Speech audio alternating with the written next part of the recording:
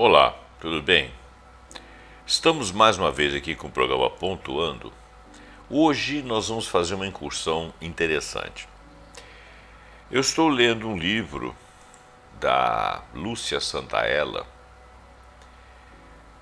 e a Lúcia Santaella é uma filósofa e também é uma pessoa que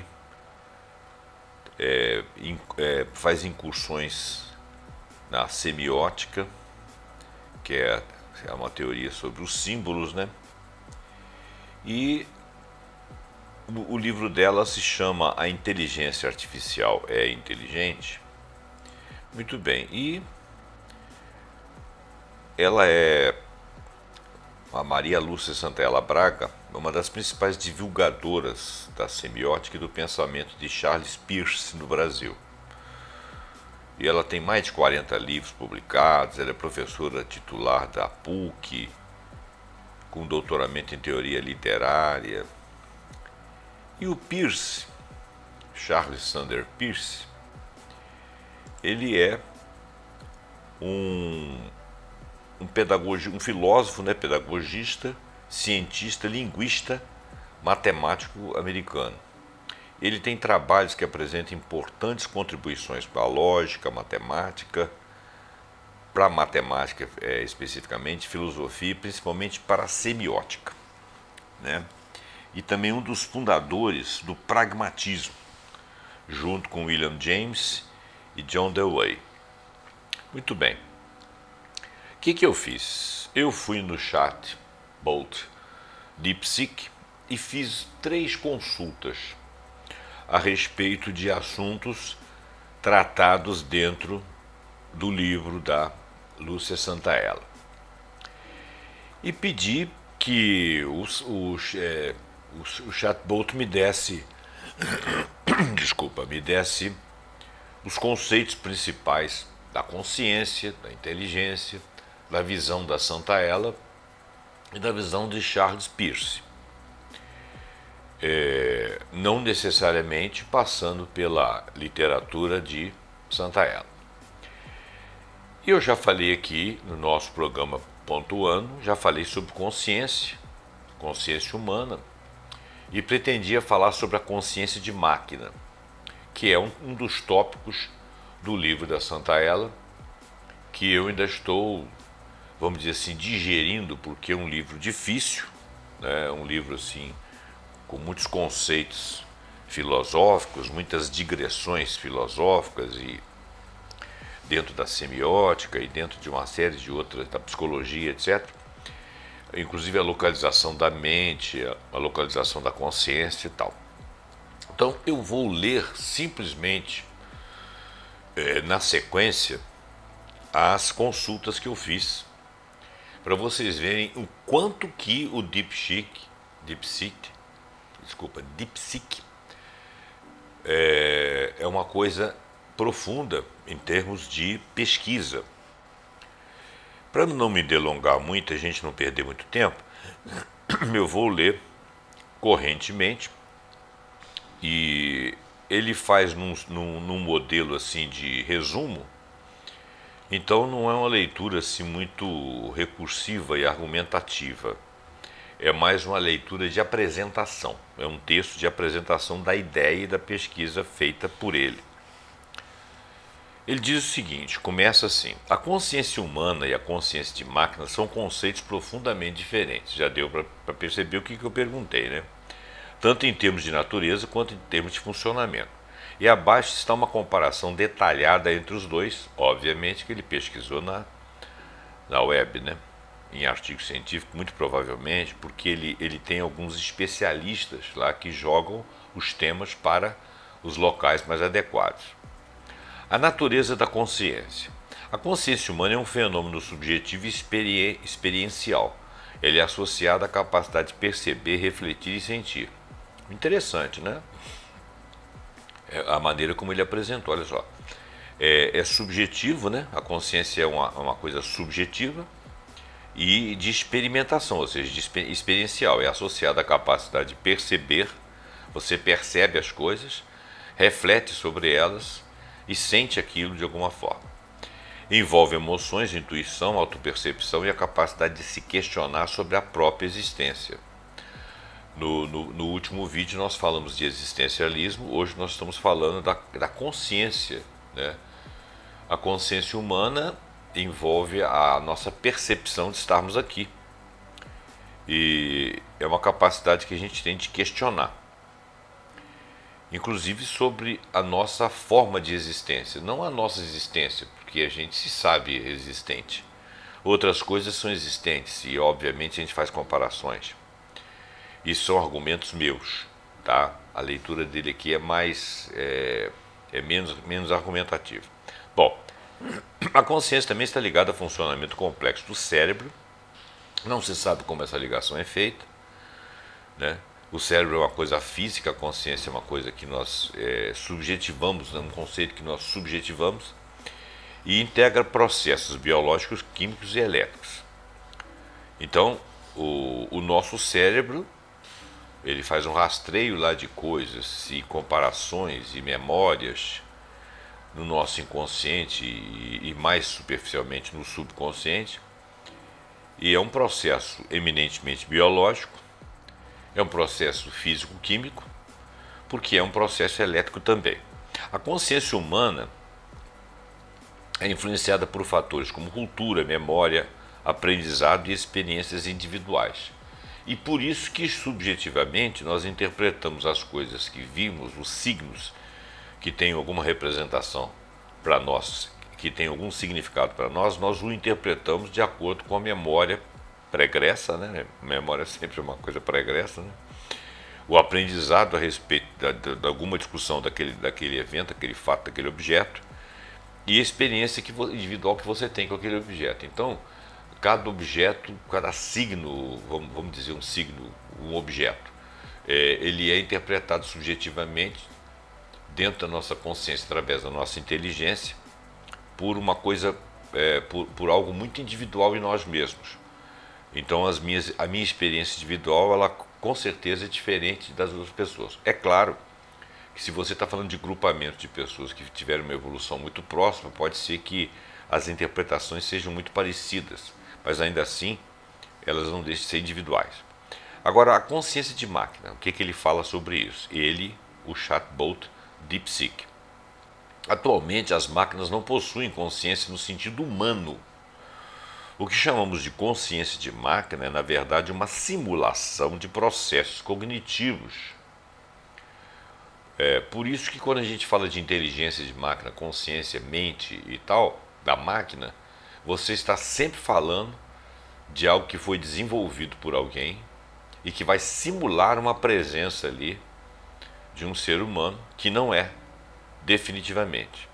Claro que tem ali a inteligência humana por trás, mas é uma simulação. Por que eu enfatizo isso? Porque a inteligência da máquina, a consciência da máquina, se é que nós podemos eleger esses termos para uma máquina, ela sempre será uma simulação, porque ela não tem autonomia para partir para alguma coisa. E se ela apresentar alguma autonomia aparente, ela só será aparente porque ela foi desenvolvida para tomar decisões ou para dar passos por princípios que efetivamente teriam que ter sido colocados nos seus processos de desenvolvimento e criação. Tudo bem? Palavras minhas. Muito bem, então a consciência de máquina, ela baseia-se em algoritmos, processamento de dados e aprendizados de máquina, sem qualquer experiência subjetiva ou emocional. E se nós conseguirmos colocar alguma coisa aparentemente subjetiva nas máquinas ou emocional nas máquinas, será uma simulação. Isso eu que estou dizendo. A consciência de uma máquina é limitada ao seu programa e aos dados que recebe, sem autonomia ou compreensão real do que está fazendo, porque ela não tem a complexidade da inteligência humana. Isso eu que estou dizendo. Segundo item que ele fala, funcionamento, consciência humana. A consciência humana emerge da interação entre bilhões de neurônios no cérebro, criando padrões complexos de atividade neural, que são inclusive particulares. É dinâmica, adaptativa e capaz de criar significados a partir de experiências. Envolve processos como pensamento abstrato, criatividade e tomada de decisões com base em valores éticos, emocionais, talvez até outros valores eleitos individualmente pelas pessoas de acordo com as suas vivências. Isso também são palavras minhas. Consciência de máquina. Funciona como base em regras pré-definidas e modelos estatísticos. Importante isso aqui, ó. A consciência da máquina, ela funciona com base em regras pré-definidas, porque ela foi desenvolvida por alguém engenhou aquilo. Então, ela é feita por modelos estatísticos. O que são os modelos estatísticos? Se você colocou lá na inteligência artificial uma série de argumentos que o algoritmo pode pesquisar ali, essas regras foram colocadas ali, definidas de uma maneira inteligível para o ser humano receber como algo que ele possa entender.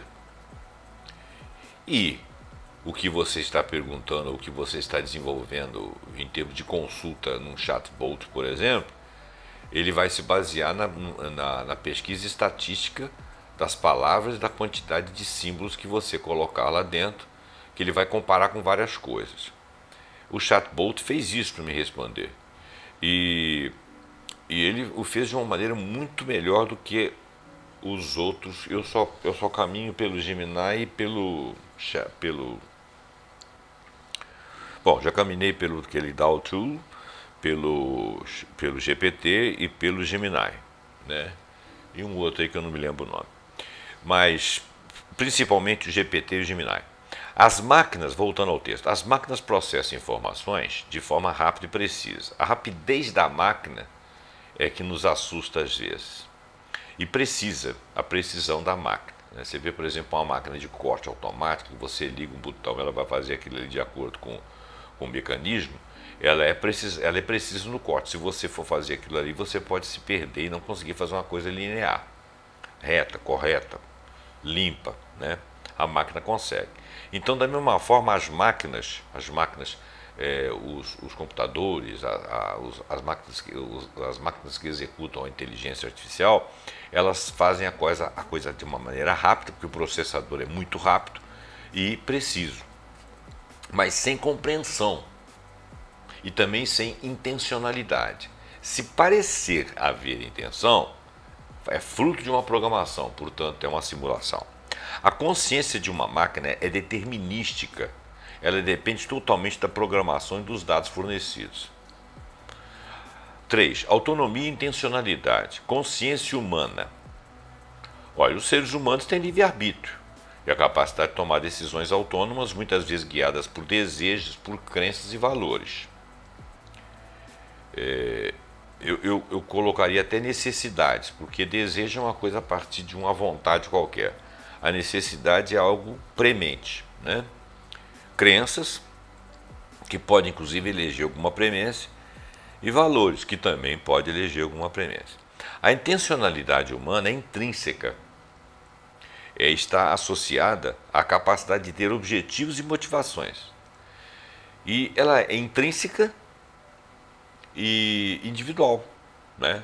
Porque ela está associada aos objetivos. Se você sai na rua com objetivos diferentes de outras pessoas, as intencionalidades são diferentes. E a capacidade de ter objetivos e motivações também, obviamente. A consciência da máquina. As máquinas não têm autonomia real, elas têm uma autonomia aparente. Elas seguem instruções e algoritmos sem capacidade de desejar ou de ter intenções próprias. Qualquer intencionalidade, entre aspas, em uma máquina é uma ilusão criada por sua programação. Olha bem, um chatbot está dizendo isso para nós. Qualquer intencionalidade, e ele próprio coloca entre aspas, de uma máquina, É uma ilusão que ela causa em nós, criada por sua programação. A gente tem que ter muita racionalidade aí e baixa emocionalidade para poder se envolver com um chatbot que está te dando uma coisa dentro de um espectro totalmente frio. Ela não tem intenção, não tem sentimento, não está te acompanhando ali, não está olhando nos seus olhos, ela não sabe o que você quer, ela não respeita ou desrespeita a sua qualidade humana, a sua humanidade, nada disso está em jogo. É um modelo estatístico de busca, rápido, sem intenção, porque ela foi criada para ser assim, ela é programada. Muito bem. Essas últimas falas foram minhas. 4. Aprendizagem e adaptação na consciência humana. Os humanos aprendem de forma contínua e adaptativa, integrando novas informações com experiências passadas. Isso é bastante óbvio, né? O aprendizado humano é influenciado por fatores emocionais, sociais e contextuais. Muito interessante, olha como é que foi abrangente. O aprendizado humano é influenciado por fatores emocionais, sociais e contextuais. E existe um outro contexto também que a gente poderia eleger, que são algumas pessoas que têm capacidade de fazer sinapses rápidas. E algumas pessoas que já tiveram aprendizados anteriores a respeito de outras coisas e que ele faz associações com aquilo que ele já tem de aprendizado.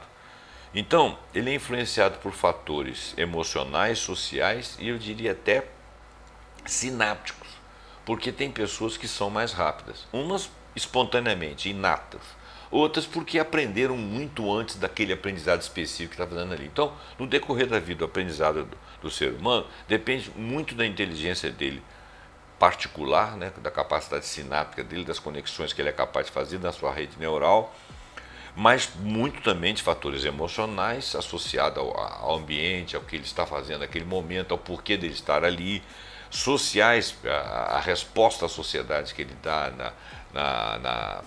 na aposta que a sociedade faz nele, daquilo que ela espera dele, e contextuais, dentro do contexto em que ele está vivendo, das suas necessidades, da premência, das suas urgências, ou das suas finalizações, ou do seu caminhar, do seu projeto de vida. Muito bem, então tudo isso está associado ao aprendizado humano. Consciência de máquina. As máquinas aprendem por meio de algoritmos de aprendizado de máquina que identificam padrões em grandes volumes de dados. O aprendizado da máquina é limitado aos dados fornecidos e não envolve compreensão ou criatividade no sentido humano. Claro que nós vemos que ela sabe algo, mas esse saber é um saber algorítmico, é uma varredura que a partir de um processador muito rápido faz ela caminhar numa rede neural imensa. Emoções e subjetividade na consciência humana. As emoções são centrais para a experiência humana e influenciam decisões, memórias e interações sociais. Claro, a subjetividade é uma característica fundamental da consciência humana. É muito difícil você imaginar se a sua inteligência, se a sua consciência, se a sua mente está associada à ideia de subjetividade, a subjetividade é algo impalpável, imponderável, que você não consegue medir, perceber. Tem pessoas que têm uma subjetividade rica, outras têm uma subjetividade rasa, mentes mais pragmáticas, ou em determinados momentos em que você é mais pragmático, a sua subjetividade é limitada pela situação, às vezes é muito profunda pela necessidade que você tem de imaginar e de buscar recursos de criatividade. Então a subjetividade é uma coisa que você nunca vai encontrar numa máquina, eu duvido, ainda que simuladamente. Consciência da máquina. As máquinas não sentem emoções. Qualquer simulação de emoção é baseada em regras e padrões de dados que vêm através das varreduras dos algoritmos. Não há subjetividade na consciência da máquina, claro, pois ela não possui uma experiência interna, uma experimentação, um senso de self, ou seja, um senso de eu, né? Um senso de uma coisa nuclear lá no centro, que é aquilo que é você, né? Limitação potencial da consciência humana. Ela é limitada pela biologia, pelo tempo de vida, que quanto mais vida você tem, mais experimentação. Limitada, mas ela é altamente criativa e capaz de lidar com ambiguidades e contextos complexos. Ambiguidades um signo que tenha 2, 3 significados, dependendo do contexto que você possa perceber ou eleger, né? E com outros contextos que lhes são apresentados. Porque dentro do aprendizado da vida, as coisas não têm só um contexto, elas podem estar em diversos contextos, né? Por exemplo, a posse de um carro. Aposto um carro na juventude, aposto um carro para o trabalho, aposto um carro como necessidade no trabalho absoluta ou uma necessidade relativa. Você pode ter um trabalho, ou você precisa de uma condução, mas pode ser um carro ou uma condução, um transporte público, né? Mas a posse pode significar status, a posse pode significar que você não depende de horários do transporte público, então você tem pressa. Quer dizer,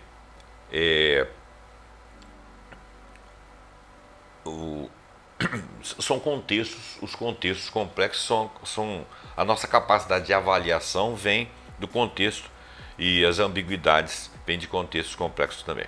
A consciência humana é influenciada por fatores como fadiga, saúde mental e condições externas.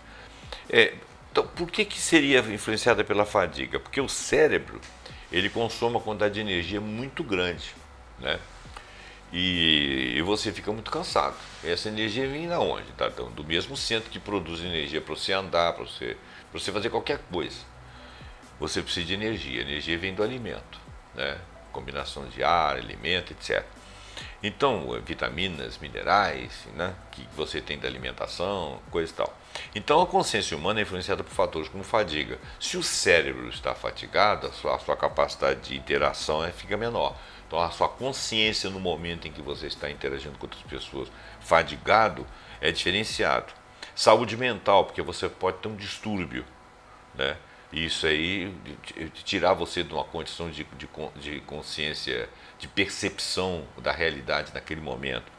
E condições externas, você pode estar sob pressão, sob estresse, ou sobre ataque, ou sob perigo, né? Então a consciência humana é influenciada por esses fatores. A consciência de máquina, ela é limitada pela programação e pelos dados disponíveis, mas é capaz de processar informações em grande escala e em grande velocidade. Ela não possui criatividade genuína. Se você perceber que ela pode dar respostas em vários sentidos, com uma percepção de que ela poderia falar de outra coisa, da mesma coisa de outras formas, nela não é criatividade, isso é um modelo estatístico. Ela varreu mais posições ali dentro algorítmicas, dentro das informações que estão programadas nela. Então ela não possui criatividade genuína ou capacidade de lidar com situações fora de seu escopo programado. Tanto é que ela é capaz de te dar uma resposta assim: eu não sei isso.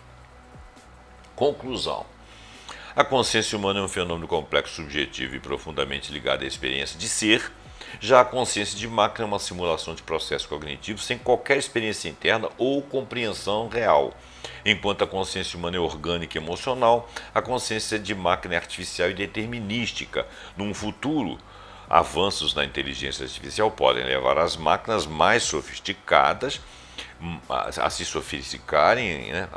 Aparentar um pouco mais de consciência, mas a verdadeira consciência, como nós a conhecemos, ela permanecerá um mistério exclusivo de nós seres vivos, tá? Muito interessante.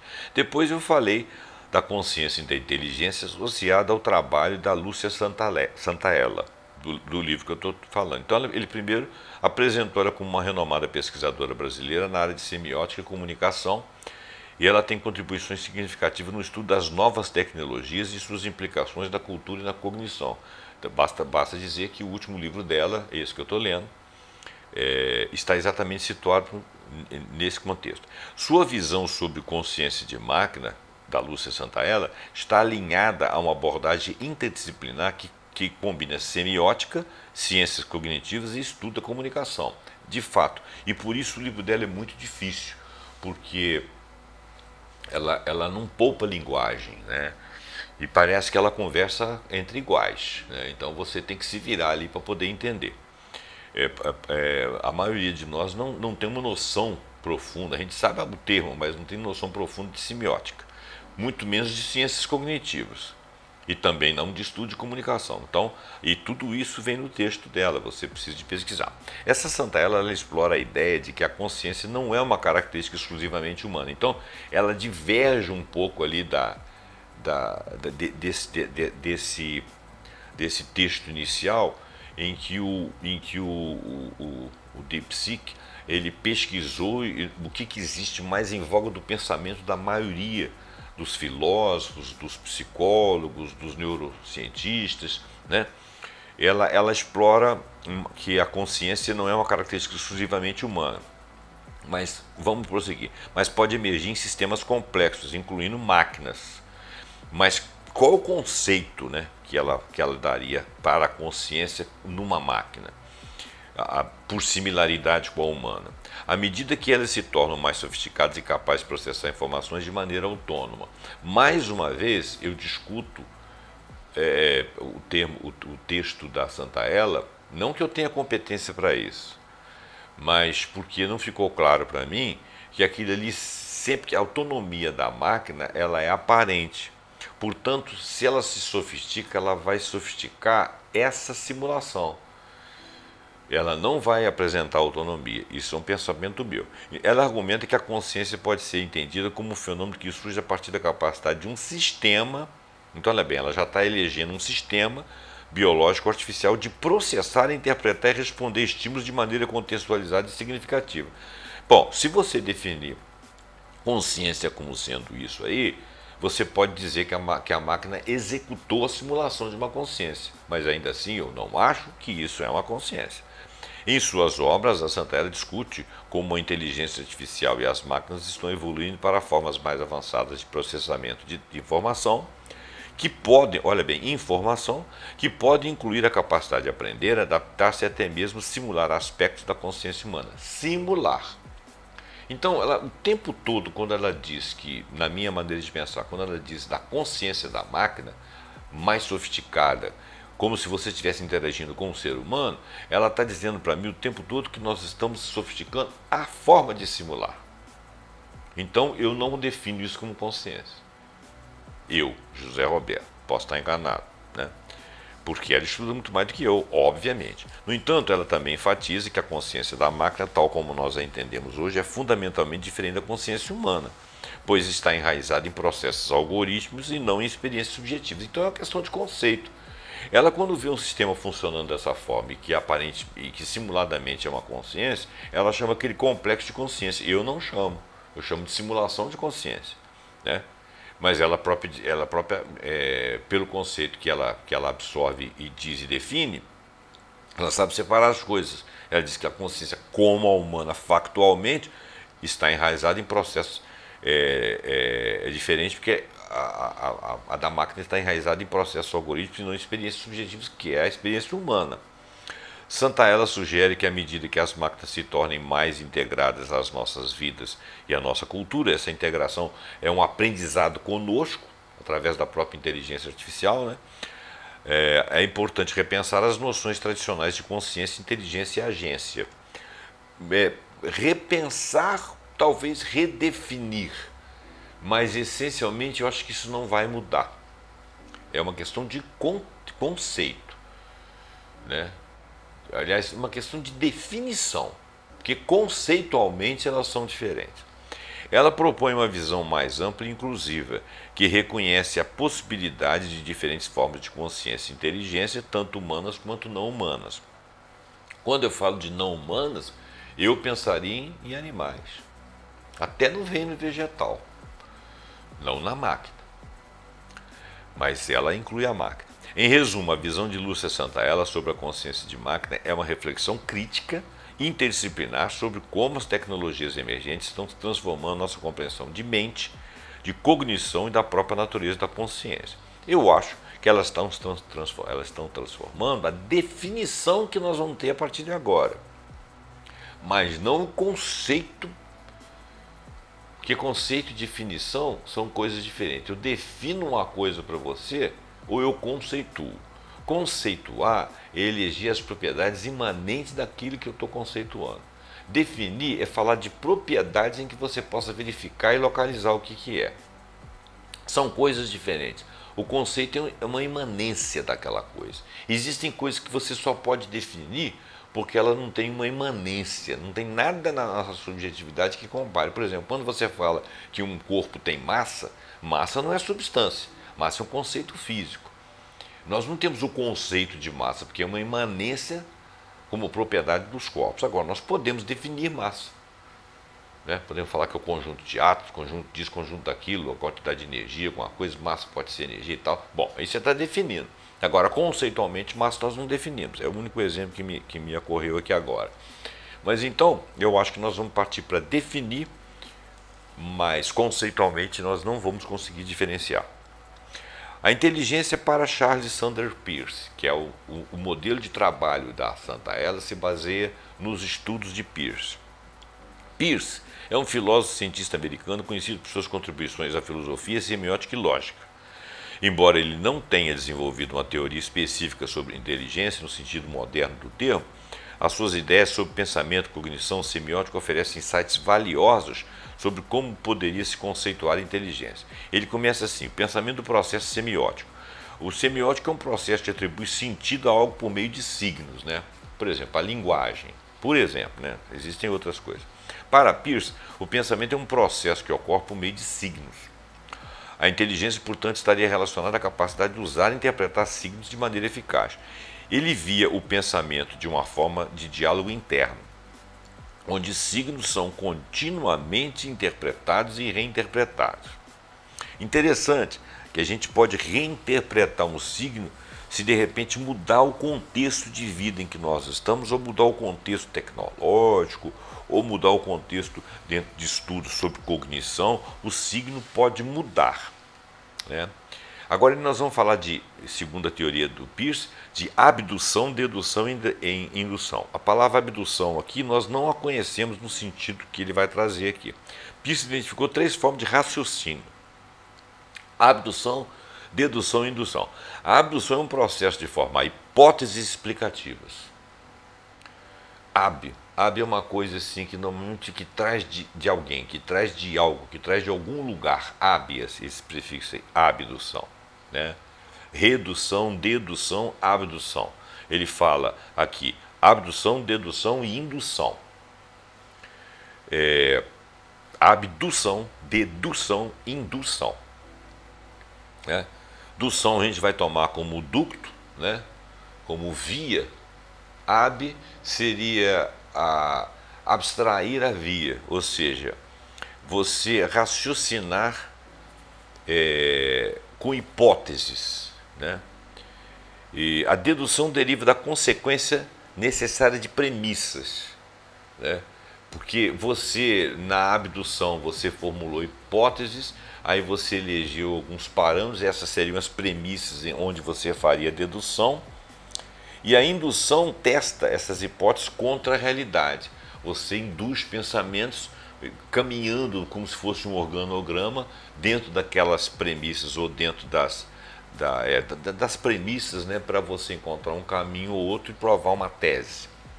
Bom, a inteligência nesse contexto seria a capacidade de equilibrar e aplicar a abdução, a dedução e a indução, que seriam modelos de raciocínio para resolver problemas e compreender o mundo. E a gente faz isso sem separatismo, a gente faz isso assim, de uma jogada só.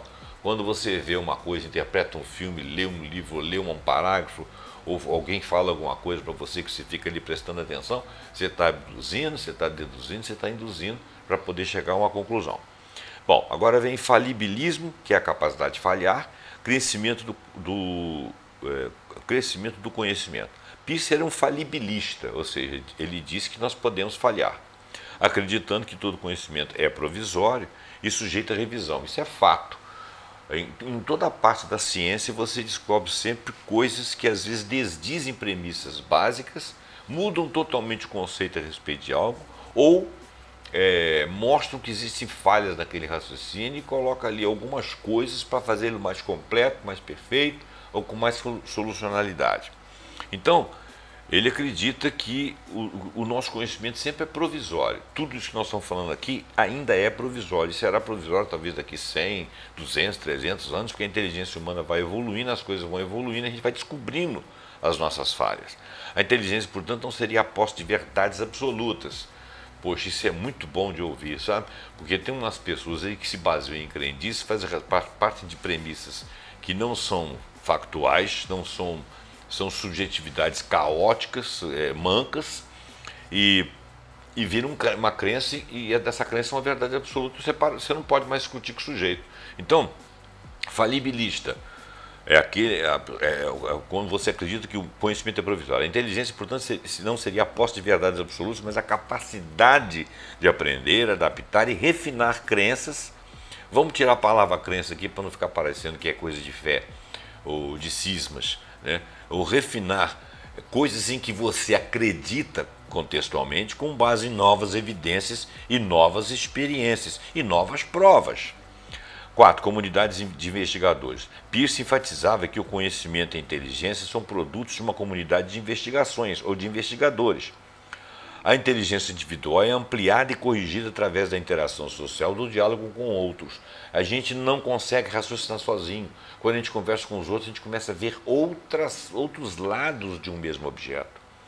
Isso sugere que a inteligência não é apenas uma capacidade individual, mas ela é uma capacidade prática coletiva, ela é interativa. Pragmatismo, que são as teses dele. Como um dos fundadores do pragmatismo, Peirce via a inteligência como intimamente ligada à ação prática. O significado da ideia ou conceito é determinado por suas consequências práticas. Portanto, a inteligência seria a capacidade de aplicar ideias de maneira eficaz para resolver problemas práticos. Bom, continuidade e sincronismo. Peirce também falava sobre continuidade, que, entre aspas, aqui parece que é uma palavra grega, que é sinequismo, e a ideia de que tudo está interconectado, existe uma sincronicidade. A palavra sincronicidade, ela na teoria de Jung, ela é um pouco diferente. Ela não encontra a causa comum em dois eventos muito similares. Vou dar um exemplo. O terapeuta, é um caso que ele cita, o terapeuta estava conversando com o cara que estava sendo tratado lá, né? E nas costas do terapeuta, sem a visão do que estava sendo tratado, o paciente, ou seja, contra a visão do paciente, contra a visão do próprio terapeuta, na janela atrás apareceu um escaravelo. E exatamente no momento em que ele estava falando sobre um escaravelo. Então, não tem uma causa contínua. O momento em que o paciente resolveu falar de escaravelo não foi porque ele o viu. E o escaravelo não pousou lá porque ele falou dele. São coisas de causas diferentes. Então, essas coisas que acontecem sem interligação é chamado de sincronicidade nas palavras de Jung. Aqui ele está usando sincronicidade como uma ideia de sintonização, né? Então a inteligência nesse sentido seria a capacidade de perceber e trabalhar com essas interconexões, reconhecendo padrões e relações complexas. Ele é a continuidade e sincronicidade. A sincronicidade seria que as coisas estão conectadas, sintonizadas, sincrônicas, né? E por isso uma continuidade. Peirce também falava de continuidade. Muito bem, conclusão. Para Peirce, a inteligência provavelmente seria entendida como uma capacidade dinâmica e processual, envolvendo a interpretação de signos, o uso de diferentes modos de raciocínio, a adaptação contínua de crenças e a aplicação prática de ideias dentro de um contexto social que seria o pragmatismo. É uma visão que integra aspectos lógicos, semióticos, pragmáticos, refletindo sua abordagem interdisciplinar à filosofia. E a consciência, agora a consciência para Peirce, ele vem e define novamente quem é o Peirce, a consciência como processo semiótico. Peirce via a consciência como um processo contínuo de interpretação de signos. Para ele, a mente humana opera através de signos. Signos são símbolos, são ícones, são índices, né? E a consciência é essencialmente a atividade de interpretar esses signos. A consciência, portanto, não é algo estático, mas um fluxo dinâmico de pensamento e interpretação. Você pode ver duas vezes um objeto em duas situações diferentes, em dois tempos diferentes, dois momentos diferentes, né? Tempos diferentes, ou em circunstâncias diferentes, ou até em condições de humor diferentes, que o signo vai ter significado diferente. Consciência e continuidade. Peirce enfatizava a ideia de sinequismo, que é a crença na continuidade da natureza e da mente. Ele argumentava que a consciência não é uma entidade discreta, mas algo contínuo. Na física você diz de uma coisa discreta quando ela é feita de pequenos pacotinhos. Por exemplo, a luz, ela não é algo contínuo. Ela é um evento de infinitos fótons, que são quantidades de energia, que a gente chama isso de discreto. Né? Ou seja, a energia não é a energia da luz, as massas que a gente vê, elas não são energias contínuas, elas são discretas porque elas são feitas em pacotes. Ele usa a mesma terminologia aqui. Então, a consciência não é uma entidade discreta, mas sim um contínuo. Ao contrário da luz, a consciência é algo contínuo, é feito em pacotinhos, né? É uma coisa que vibra num sentido assim cheio e fluente. A consciência é, portanto, um processo contínuo de crescimento e desenvolvimento, onde cada pensamento está conectado ao próximo em uma cadeia infinita de significados. E a gente nunca para de pensar, não é? Então a nossa consciência, ela está sempre startada, ela está sempre ligada. Consciência e autocontrole. Peirce também via a consciência como intimamente ligada à capacidade de autocontrole e autorregulação. É quando você respeita o ambiente, quando você respeita outra pessoa, quando você deixa outra pessoa falar, quando você ouve alguém que precisa ser ouvido, quando você presta atenção num sinal de trânsito, quando você olha uma marca na parede, quando você tenta interpretar uma palavra, né? Quer dizer, você está se regulando ali, você está se posicionando no ambiente, se controlando para tomar as medidas certas de acordo com aquilo. Então ele acreditava que a consciência envolve a capacidade de refletir sobre si próprio, ou sobre si mesma, sobre ela própria, e de direcionar o pensamento e a ação de maneira deliberada. Consciência é algo que te faz deliberar. E é nisso que representa, e dentro da sua subjetividade, e é isso que representa a consciência humana, né? Autonomia humana, verdadeira. Isso implica em uma forma de autoobservação, uma autocorreção, onde a mente é capaz de ajustar seus próprios processos. Consciência e realidade. Para Peirce, a consciência não é apenas um fenômeno interno, mas está intrinsecamente ligada à realidade externa. Ele argumentava que a consciência emerge da interação entre o indivíduo e o mundo, né? Porque quanto mais você ganha o mundo, mais você tem consciência das coisas incorporadas em você. Olha só, quando você faz uma viagem, você muda muito a sua maneira de ver as coisas, porque o seu mundo cresce, né? Então, a consciência se amplia com a interação com o mundo. Talvez por causa disso que eles queiram, da interação da máquina com o conhecimento aprendizado humano, ela ficaria dotada de uma consciência, mas faltaria autonomia, na minha maneira de pensar. A consciência, portanto, é um fenômeno relacional, que surge da interação entre sujeito e objeto. Se você conseguir fazer com que a máquina tenha objetos relacionais, do aprendizado dela com outros aprendizados e estabelecer uma relação, talvez você consiga estabelecer uma consciência, mas ainda falta autonomia. Consciência e comunidade. Peirce também enfatizava o aspecto social da consciência. Ele acreditava que o pensamento e a consciência são produtos de uma comunidade de intérpretes. Olha que coisa interessante. A consciência individual é, portanto, sempre influenciada e moldada pela comunidade e pela cultura em que o indivíduo está inserido.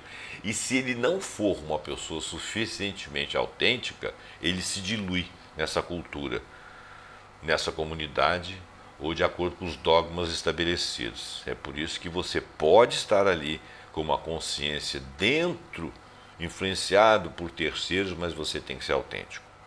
Consciência e evolução. Finalmente, Peirce via a consciência como um produto da evolução, eu também acho verdadeiro isso, e acreditava que a mente e a consciência evoluíam como parte de um processo cósmico maior. Isso aí já é um conceito metafísico, onde o universo está em constante desenvolvimento em direção a uma maior complexidade e ordem. Em resumo, para Peirce, a consciência é um processo dinâmico, contínuo e relacional, que envolve a interpretação de signos, a capacidade de autocontrole, a interação com o mundo externo, a influência da comunidade e a evolução cósmica. Sua visão de consciência é profundamente interdisciplinar, envolvendo elementos da filosofia, da semiótica, da psicologia, da biologia e eu diria que até da metafísica. Gente, olha que estudo abrangente, que estudo bem relacionado, que estudo bem aprofundado, né?